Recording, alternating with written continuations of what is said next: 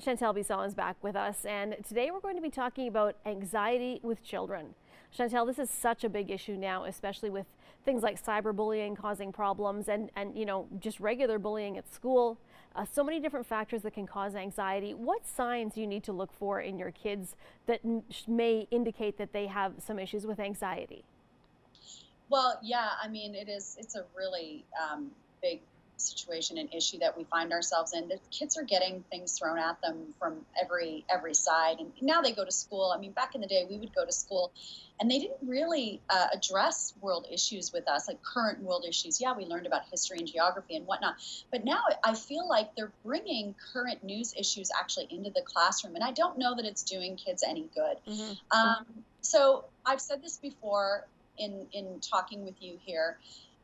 It is so important for parents to protect their children, to guard them, and really, really limit the amount of time that children are seeing the news, the amount of time that they're on tablets, that they're on iPhones and laptops and whatnot.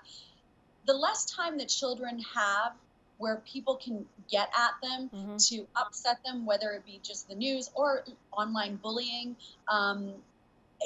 it's better. I mean, it's a no-brainer. I remember I was bullied all through high school and in elementary school. I was bullied a lot.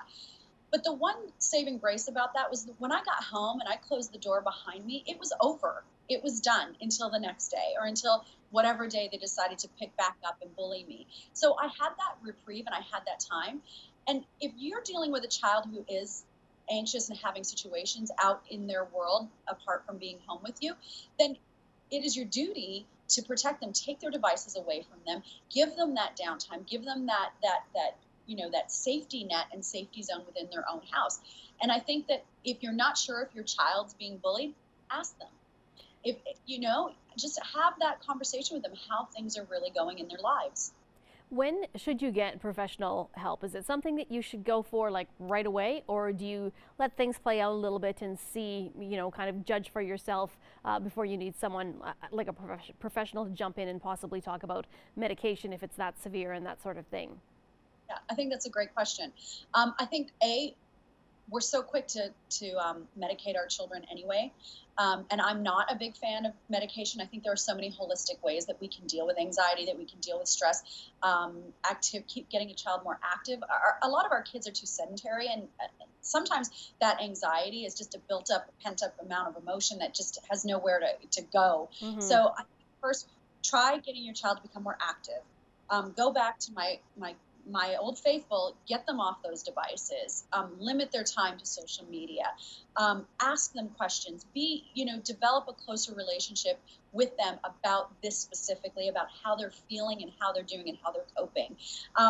Utilize their teachers, utilize other parents who, they're close with through their children. It takes a village. Hillary wasn't kidding. It really takes a village. I think first, try all those methods. And if you're noticing that your child's still not sleeping, they're still not eating, they still don't want to go to school, then yeah, I would definitely then start to consider going to the doctor and getting help for somebody who deals specifically with whatever it is that your child's issue is, because all kids will have different things that trigger anxiety in them. So it's not a one person fits all sort of psychology or therapist situation, right? It's going to be specific to whatever your child's struggle is.